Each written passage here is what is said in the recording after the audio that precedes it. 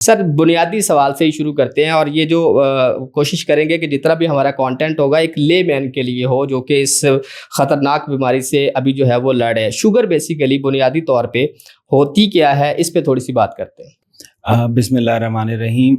مدثر بھائی، شوگر جو ہے نا ایک بہت ہی تیزی سے پھیلنے والا مسئلہ ہے، بہت ہی تیزی سے پھیلنے والی بیماری ہے، اور اس میں ہوتا یہ ہے کہ آپ کو سر سے پاؤں تک متاثر کرتی ہے.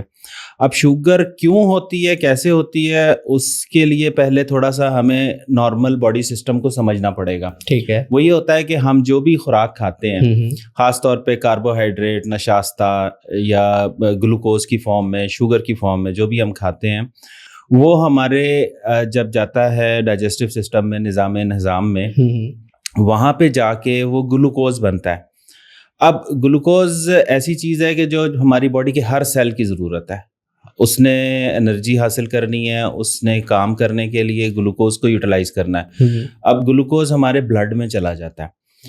اب بلڈ سے سیل تک پہنچانے کے لیے ایک چیز ہے جس کو ہم کہتے ہیں انسولین، جو ہمارا لبلبا بناتا ہے، پینکریاس بناتا ہے.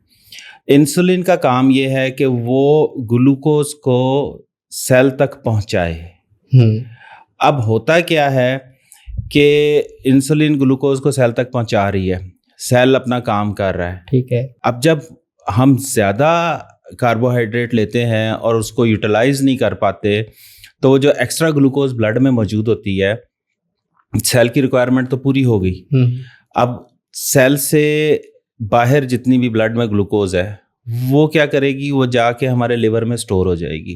صحیح ہے. اور اگر اس طرح سٹور ہوتی رہی تو پھر وہ فیٹ کی فارم میں آ جاتی ہے، چربی بن جاتی ہے، جس کو ہم کہتے ہیں کہ جگر پہ چربی آ گئی ہے. ٹھیک ہے. اور یہ بہت زیادہ ہوتا ہے کیونکہ ہمارا لائف سٹائل کچھ ایسا ہے کہ ہم نے کھانا پینا ہے، فزیکل ایکٹیویٹی کم سے کم ہے، سٹریسز بہت زیادہ ہیں، اس وجہ سے جو فیٹی لیور ہو جاتا ہے. اور پھر یہ ہوتا ہے کہ آہستہ آہستہ وہ فیٹ باڈی میں باقی جگہوں پہ بھی آ جاتی ہے، سیلز پہ بھی آ جاتی ہے، اسکن کے نیچے بھی، ہر جگہ پہ فیٹ آ جاتی ہے. ٹھیک ہے. اب یہ ہوتا ہے کہ انسولین پھر صحیح طرح سے گلوکوز کو سیل تک نہیں پہنچا پاتی، اور وہ شوگر یا گلوکوز باڈی کے اندر رہتی ہے، خون کے اندر رہتی ہے، جس کو ہم بلڈ گلوکوز یا بلڈ شوگر لیول کہتے ہیں. ٹھیک ہے. اور وہ جب بڑھ جاتا ہے تو پھر وہ آہستہ آہستہ ہمارے خاص طور پہ ہماری جو خون کی باریک نالیاں ہیں ان کو ڈیمیج کرتا ہے.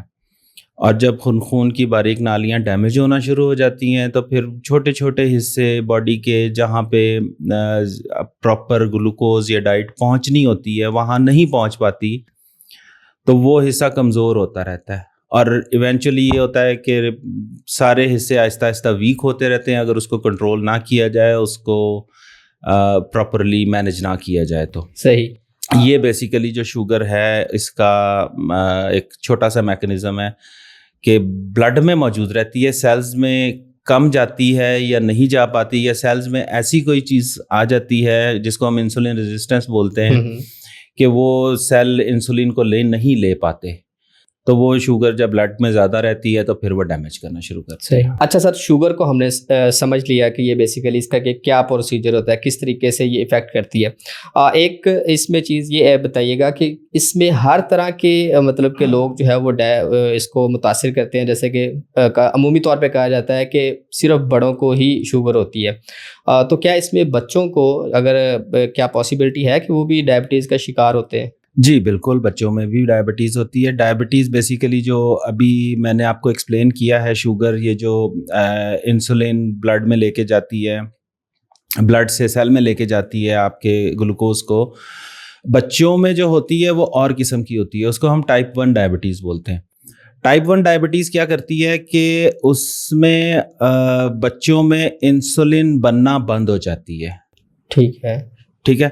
اس کو اگر ہم فردر ایکسپلین کرنا چاہیں یا سمجھنا چاہیں تو وہ اس طرح ہوتا ہے کہ ہماری باڈی میں امیونٹی ہے، امیونٹی کی قوت مدافعت، ایک باڈی کی اپنی آرمی ہے، ایک فوج ہے.